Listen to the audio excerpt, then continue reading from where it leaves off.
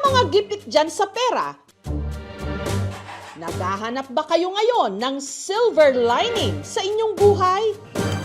Paano kung sabihin ko sa inyo na baka ang solusyon dyan, ang subo-subo nyo na ngayong kutsara at tinidor? Meron kasing dinarayong shop sa Maynila na bumibili ng mga kubyertos at iba pang mga gamit sa kusina sa nakalululang halaga. Ang silver plate ni Sir, tumataginting na 110,000 pesos. Malaking plato at kutsara tinidor, 273,000 pesos. Grabe, 188,000. Gaya na lang ng ice bucket na ito. Pinaka-favorite ko to ngayong araw na nakuha ko. Nagaling Mindoro ay tumataginting na ito lang po ay 273,000 pesos. Grabe! Pichel, 133,000. pati na ang tray at mga kubyertos na ang presyo may saginto. Ito na, ipa-price reveal na natin. 467,000! Kulang-kulang 5 kilo. Pero paanong sa simpleng kutsara at tinidor, pwede kang pumaldo ng daang-daang libong piso? 200, 100, 467,000! Anong meron sa mga ito? Bago namin sabihin, aba, simulan nyo na munang maghalughog sa inyong mga kusina.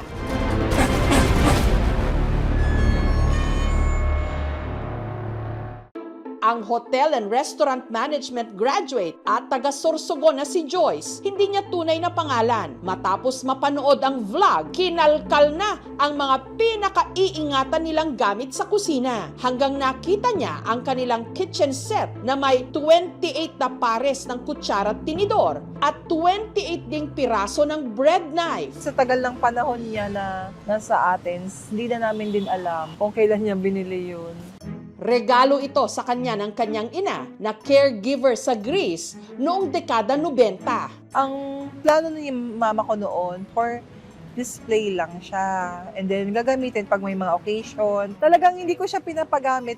Dahil galing abroad, makapal, mabigat, hindi kinakalawang, at may nakaukit na mga marka sa handle. Nagka-ideya si Joyce na baka ito na ang sagot sa kanyang mga problema.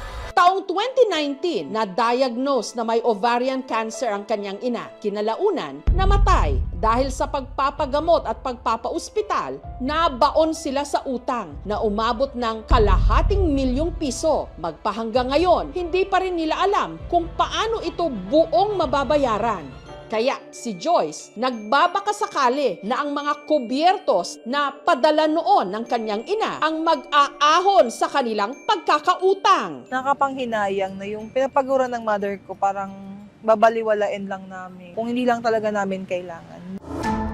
Mula Bicol, dinala ni Joyce sa Maynila ang mga kubyertos para ibenta sa alahera at content creator na si Jen.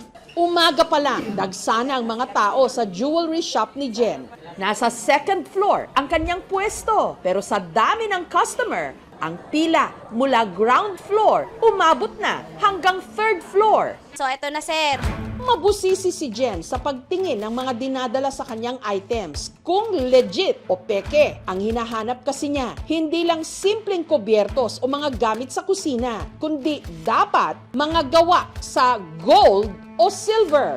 Nagugulat na sila na, hala, ganyan pala yung presyo niyan. Sa ngayon po, ang silver po, sa buying lang po ito ng mga scrap na silver. 105 to 115 pesos per gram. Sa baksakan, lalo na sa silver, 10 pesos lang yung patong namin. Yung solar panels, electric vehicles, electronics, kapag tumataas yung demand ng green energy, ibig sabihin, tumataas din yung demand for silver. Kapag mataas ang demand, tumataas din ang presyo. Taong 2023 nung nagsimulang mag-buy and sell si Jen ng lightweight gold at mga sirang alahas. Kasi, di ba, pag sira na, hindi na mapakinabangan. Nagkaroon na kami ng kaalaman kung saan namin pwede ibaksak.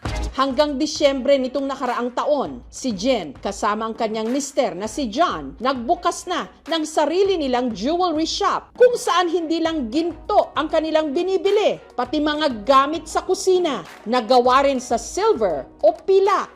Pagka binili ko siya ng mas mataas pa sa rate ng mga baksakan, sinesell ko na lang siya. Kasi kapag sa baksakan po, usually tinutunaw lang eh. Lalo na pag mga pang-collectible items siya. Dahil may ibang mukhang silver, pero stainless steel lang pala, masinsin sila sa pagsusuri sa mga ibinibenta sa kanila. Minsan kasi sa stamp to halo, laki ng halo nito na sa Dumadaan sa scratch test at acid test. Pag pinatakan mo ng acid na nagkulay green, peke yan. Plated lang. Ibabaw lang yung silver. Sa kaso nito, pinatakan ko naman ng acid. Yan, namuti talaga siya, nalinis talaga siya, silver talaga siya. Meron din silang hinahanap na palatandaan. Pag nakalagay dito, 900.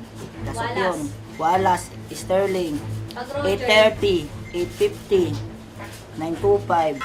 Sinuri ang dalang kubyertos ni Joyce. Ang ukit na 800 sa handle ng kanyang kutsara at tinidor, palatandaan daw na gawa ang mga ito sa 80% na silver o pilak. Ang presyo kada gram, 95 pesos. At dahil humigit kumulang nasa 5 kilo lahat ito, si Joyce pumaldo. Naibenta niya ito ng halos 400,000 pesos. So, nagulat ako, ma'am, nung binigyan na nila ako ng price na 364,800. Sabi ko, ganun ba talaga kalaki yung amount nun? Pambayad utang ng pagkakaospital ng namayapa na nilang ina. Sabi ko sa asawa ko, parang gusto ko pang maghanap. Sabi ko, maghanap pa tayo nun. Ang sunod namang naisip na ibenta ni Joyce, ang 28 pieces na bread knife na hinala niya gawa rin sa silver o pilak. Yung mga holder na lang siya, ma'am, ng kitchen knife na natira doon. Yung mismo talim, iniwan ko na kasi stainless lang yun. Nitong Huwebes, bumalik si Joyce sa shop ni Jen. Muli kaya siyang buwebenasin? 200, 100, 467,000!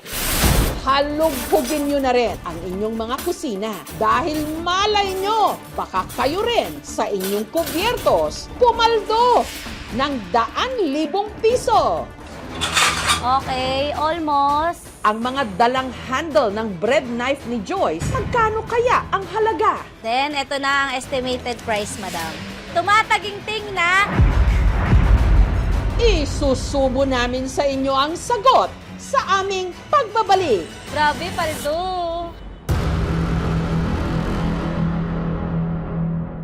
Ang Hotel and Restaurant Management graduate at taga-Sorsogon na si Joyce, hindi niya tunay na pangalan, pumaldo ng ang mga luma nilang 28 na pares ng kubyertos, gawa pala sa silver o pila na ibenta nila kay Jen ng halos kalahating milyong piso. Ganun ba talaga kalaki yung amount nun?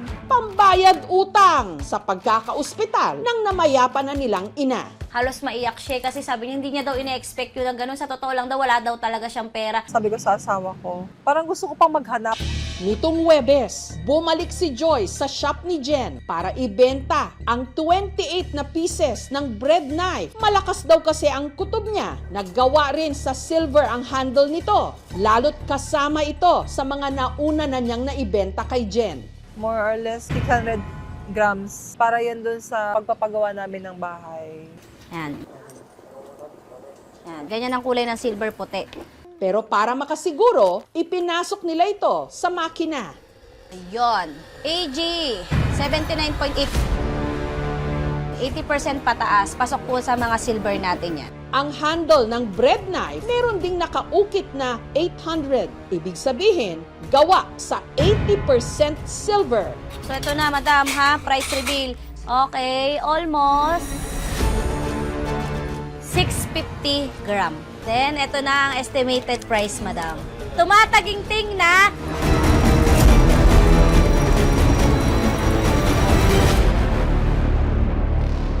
68,250 pesos. Grabe. Ma'am, salamat po ma'am sa pagpunta nyo ha. Sulit naman, di ba? So, eto ma'am, 68,250. Nice deal po. Thank you so much po. Grabe, paldo. Sobrang laking tulong, ma'am. Parang naalala ko tuloy yung sinabi ng nanay ko sa akin dati na ginagawa ko yung lahat ng to, yung sakripisyo ko na malayo sa inyo. Kasi balang araw, maaalala nyo ako para sa inyo lahat ito. Pag naalala ko yun, ma'am, naiiyak talaga ako. Sabi ko, siguro eto na yun. Sinong mag-aakala na sa mga lumang gamit sa kusina at sa mga pinakatatago-tagong kubyertos, pwede kang pumaldo na para ka ring ipinanganak na sa bunganga may silver spoon. Grabe, paldo!